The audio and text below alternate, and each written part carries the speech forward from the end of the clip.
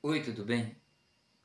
Porque eu me envergonhei de pedir ao rei exército e cavaleiro para nos defenderem pelo caminho.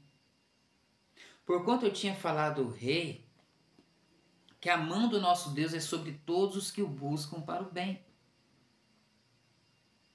mas a sua força e a sua ira é sobre todos os que o deixam. Essas são as palavras de Esdras no seu capítulo 8, versículo 22. E o que está acontecendo aqui? Você sabe que o povo de Israel, eles ficaram presos em cativeiros na Babilônia durante 70 anos. E por que isso? Porque eles desobedeceram a Deus. Então Deus permitiu que a Babilônia viesse e os levava cativo para lá.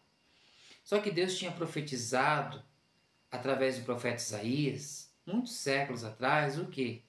Que ia se levantar um rei chamado Sírio, e esse rei ia libertar o povo quando cumprisse esses 70 anos. E assim aconteceu. Passou-se 70 anos ali no cativeiro da Babilônia, o rei Ciro assumiu o império babilônico e ficou sabendo dessa profecia que havia a respeito dele. E procurou saber mais. Então o Esdras levou alguns pergaminhos, especialmente de Isaías, que falava que o rei Ciro ia libertar o povo de Israel, ia permitir que o povo voltasse para a sua terra. E o rei Ciro ficou impressionado com aquilo ali, né? Antes dele nascer, aquela profecia, falou: conte mais sobre esse seu Deus. E Esdras começou a contar. Esdras pegou e disse: olha, esse é o nosso Deus. Ele chamou Abraão e prometeu fazer de Abraão uma grande nação. Ele libertou o nosso povo das mãos do Egito, né? Que estava preso há mais de 400 anos. Ele abriu o Mar Vermelho, o nosso povo passou por lá. Deus também uma vez numa peleja contra os filisteus, Deus atirou raios e trovões sobre os filisteus, nos dando livramento. Teve uma vez também que Senaqueribe quis invadir Judá, e Deus foi lá com um anjo. Numa noite matou mais de 185 mil pessoas. Então, ele foi contando isso para o rei Ciro. E o rei Ciro ficou impressionado, né, com tanta livramento que o povo de Israel teve. E chegou o momento de Esdras, mais o povo voltar para Jerusalém para reconstruir o templo. E só que o deserto tinha aqueles maus, tinha os perigos dos desertos, salteadores, bandidos. E ele falou assim: poxa, se eu falar depois que eu falei tudo esse marketing sobre o nosso Deus e eu pedir exército e cavaleiro, ele vai achar que eu estou me contradizendo com a minha fé. Eu acabei de falar que Deus nos protege, que Deus nos guarda. Ele vai, eu vou me contradizer. Aí o Esdras foi, jejuou a Deus e pediu que Deus os protegesse pelo caminho. E muitas das vezes é assim. Uma vez eu estava ouvindo a rádio, né? E tinha um pastor radialista, ele estava atendendo uma senhora. E uma senhora falava para ele assim: pastor, todo mundo me abandonou na minha luta, só Jesus ficou comigo. Aí o pastor falou: ô minha irmã, se você tem Jesus, você tem tudo, você não precisa mais de ninguém. E muitas das vezes a gente se contradizemos assim. Tem uma história, um conto chinês, que fala que um vendedor de armas e armas de guerra, ele estava fazendo marketing das suas armas. Ele pegou uma espada e levantou para o alto e disse assim: essa espada penetra qualquer coisa, ela destrói tudo pela frente. E daqui a pouco ele abaixou a espada e pegou um outro escudo e colocou e levantou: esse é o melhor escudo do mundo, não há nada que perfure esse escudo. Aí estava passando um espectador e indagou ele, falou: mas o que aconteceria se a sua espada enfrentasse o seu escudo? Aí o vendedor viu que se contradisse, abaixou a cabeça e ficou em silêncio, envergonhado. Porque ele fez tanto marketing das suas ferramentas, das suas armas, e acabou se contradizendo. E muitas das vezes, nós, como esse vendedor, nos contradizemos. e fazemos isso. E quantas vezes também nós falamos assim, Jesus Cristo é o Senhor. Ué, mas se Ele é o Senhor, por que nós muitas das vezes não aceitamos o senhorio dEle? Porque muitas das vezes nós não obedecemos se Ele é o nosso Senhor. Como o Senhor Jesus disse, por que me chamais Senhor, Senhor, e não faz a minha vontade? Ou como o Senhor falou lá em Malaquias, se eu sou Pai, por que não me honra? E se eu sou Senhor, por que não faz a minha vontade?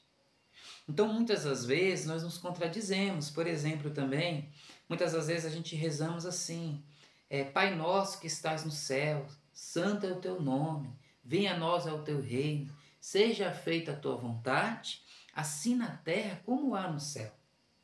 Mas quando Deus faz a vontade dele sobre as nossas vidas, e muitas das vezes que a vontade dele não é igual à nossa vontade, a gente, apesar de ter orado, seja feita a tua vontade, nós ficamos tristes e frustrados com a vontade de Deus se cumprindo na nossa vida. Então, muitas das vezes, nós se contradizemos e façamos igual aquele vendedor.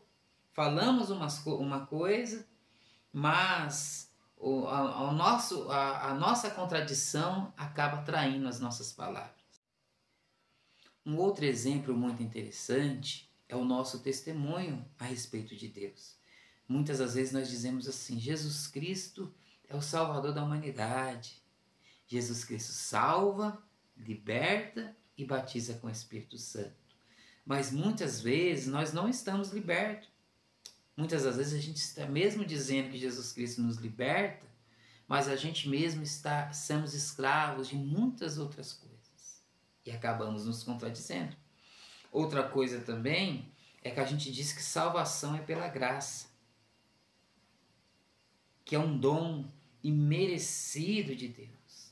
E quantas as vezes a gente se pega fazendo esforço para ser salvo? Criamos códigos de conduta, forma de se vestir, forma de falar, e muitas das vezes a gente se pega fazendo esforço para ser salvo. Ué, mas Jesus não bradou na cruz, está consumado? Ué, a salvação não é um dom gratuito de Deus, como diz o apóstolo Paulo? E por que a gente está fazendo esforço para ser salvo? Como se dependesse de nós, como se houvesse alguma capacidade em nós mesmos. E as nossas relações humanas? Esses dias, por exemplo, eu estava corrigindo meu filho de 8 anos, ensinando ele. E ele não gostou de ser corrigido por mim e disse assim, que eu não precisava corrigir ele. Eu falei, tudo bem, então você não pode me chamar mais de pai. Porque um pai, ele serve para corrigir, para educar, para ensinar. Então, a partir desse momento, você não me chama mais de pai, tá bom? Vamos fazer assim, agora eu vou te chamar de pai. E comecei por alguns minutos a chamar ele de pai. E aí ele refletiu um pouquinho e depois veio pedir desculpa para mim. Um outro exemplo, muitas das vezes a gente falamos que amamos as pessoas. Eu te amo, meu esposo, eu te amo, a minha esposa. Mas muitas das vezes a gente não se importamos com aquilo que é importante para eles. Quando Jesus chamou o apóstolo Pedro e disse, Pedro, tu me amas? Cuida daquilo que é importante para mim, apacenta as minhas ovelhas. Porque quem ama se importa com aquilo que é importante para aquela pessoa. Muitas das vezes a gente amamos a nossa esposa, por exemplo, mas não amamos a sua família, que é importante para ela. Muitas das vezes a gente amamos o nosso esposo, mas detestamos os seus familiares, aquilo que é importante para eles. Então, muitas das vezes, nós nos contradizemos nos nossos relacionamentos humanos. Outro exemplo bem interessante. Eu aceitei Jesus em 2009, eu me converti ao cristianismo, eu me converti a Jesus Cristo.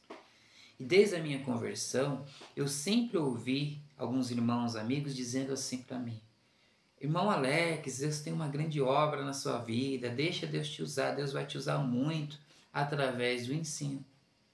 Eu disse amém. Pois bem, o tempo passou e Deus começou a me usar. Só que Deus me começou a me usar para confrontar essas mesmas pessoas que me incentivavam. Elas entendiam que Deus me usava para me falar com bêbado, para me falar com a meretriz. Mas Deus começou a me usar para me falar com a igreja, para confrontar condutas como essa que a gente está refletindo hoje, sobre suas crenças, sobre os seus valores.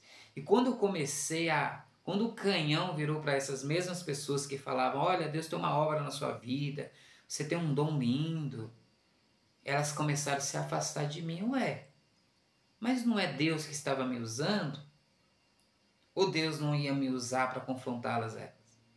Ou você acha que o profeta Jeremias não recebeu profecia desde a sua infância dizendo, Jeremias, Deus vai te usar muito. Deus tem uma grande obra na sua vida, Jeremias. E quando Jeremias cresceu e se tornou um profeta, e Jeremias começou a profetizar contra o povo, falando, povo, se converta que vocês estão no caminho errado. Se vocês não se arrependerem, vocês vão lá para Babilônia. E o que o povo fez? Aquele mesmo povo que falou para Jeremias que Deus tinha uma grande obra na vida dele, jogaram ele dentro do poço sem água. Então, muitas das vezes, nós caímos em contradição. E nos contradizemos. Olha só outro exemplo interessante, é sobre a casa de Deus. A gente dizemos assim, olha, a igreja é a casa de Deus. Não podemos se afastar da casa de Deus. Verdade, eu concordo. A igreja é a casa de Deus. Deus não habita em templos, mas a igreja representa a casa do Senhor e eu concordo com isso plenamente. Mas se é a casa de Deus, por que nós não respeitamos a casa de Deus? Por que agora em 2026, que vai ser um ano de eleição, por que nós vamos encher os nossos altares e pegar os nossos púlpitos e dar lugar para os políticos fazer politicagem? Se é a casa de Deus, por que a gente tem que falar de Jesus e de Lira? E por que a gente não fala só de Jesus?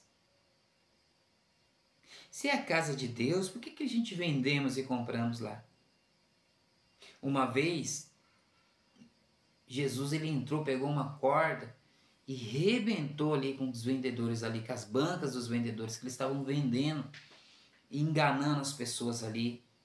Vendiam coisas por preço mais alto. Jesus falou assim, aqui é uma casa de oração, mas vocês estão transformando a casa de oração em covis de ladrões. Jesus estava dizendo, vocês não falam que aqui é uma casa de oração? Por que vocês estão vendendo e comprando e enganando aqui? Se é a casa de Deus, por que tanta indireta nos púlpitos? Deus não está aí? Cadê a reverência com Deus? Deus não está no controle? Por que tanta cobrança por oportunidade e reconhecimento? Então, muitas das vezes, nós se contradizemos. O Eclesiastes, no seu capítulo 5, diz assim, guarda o teu pé quando entrares na casa de Deus. Inclina mais a ouvir do que a oferecer sacrifício de tolos, pois não sabe que fazem mal. Não te precipite com a tua boca, nem o teu coração se apresses a pronunciar palavra alguma diante de Deus, porque Deus está no céu e tu estás sobre a terra, pelo que sejam poucas as suas palavras, porque na muita ocupação vêm os sonhos, e a voz do tolo a multidão das palavras. Quando a Deus fizer algum voto, não tardes em cumpri-lhes, porque Deus não se agrada de tolos. O que votares, paga. É melhor é que não votes do que votes e não pagues.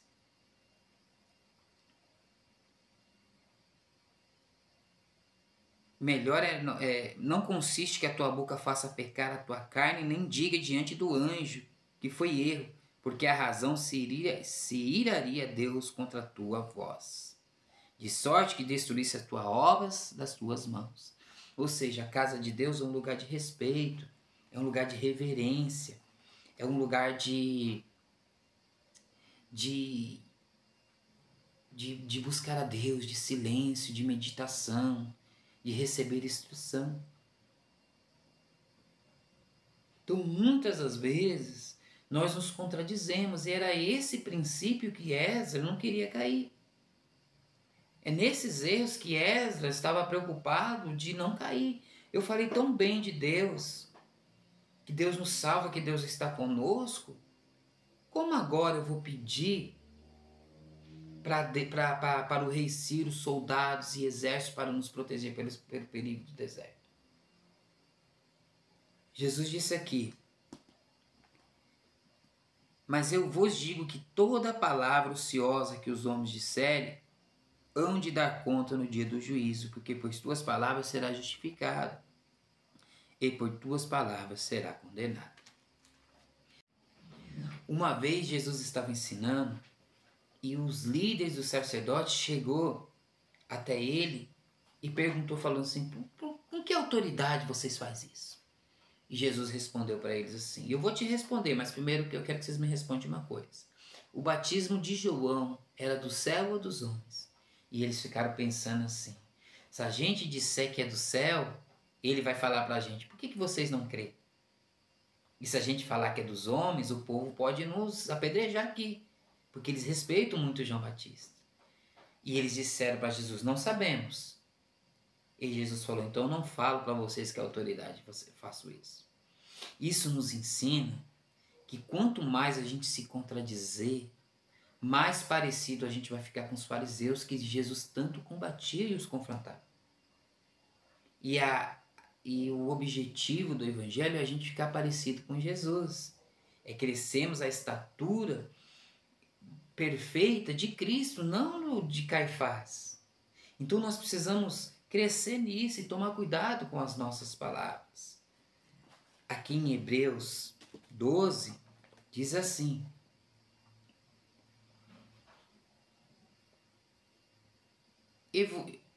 porque o Senhor corrige os que o ama, e açoita qualquer um que recebe por filho. Se suportais a correção, Deus vos trata como filho, porque que filho há que o pai não corrija? Mas se estáis sem disciplina, de qual todos feitos participantes, sois então bastardos e não filhos.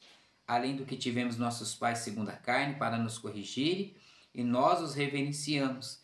Não nos sujeitarmos muito mais ao Pai do Espírito para vivermos. Então, o que o autor dos Hebreus está falando aqui? Deus não é seu pai? Deus não é vosso pai? Aceita a correção, porque ele está te corrigindo, porque vos ama. Mas não cai em contradição, chamando Deus de pai e não aceitando a correção dele, porque senão vocês não têm um pai, vocês têm um bastardo, que está falando: não é meu filho mesmo? Tanto faz, tanto fez, tanto faz. Assim que o padrasto faz. Alguns padrastos, né? Não é meu filho? Vai crescer mal educado? Vai pelo caminho errado? É assim que alguns padrastos faz. Então Deus está falando através do autor dos Hebreus: eu sou teu pai. Aceita a minha correção. Porque a minha correção é porque eu te amo. É porque eu quero que você cresça, seja aperfeiçoado e trilhe um caminho de bem e de paz. Amém? Essas palavras que eu quero deixar para você hoje refletir, que a gente possa refletir naquilo que nós estamos falando, porque muitas das vezes as nossas palavras não condiz com a nossa fé. E o evangelho que nós cremos não condiz com o evangelho de Jesus. Geralmente a gente nos contradizemos. Quando Jesus disse: de graça dai, de graça recebeis, de graça dai. E a gente vê as pessoas vendendo o evangelho por aí. Quando a gente vê o apóstolo Paulo falando que a salvação é um dom gratuito de Deus, e a gente vê pessoas colocando pedágio para as pessoas serem salvas, isso não é uma contradição? Reflita nisso. Amém? Deus continue nos abençoando e tendo misericórdia de todos nós em Cristo Jesus.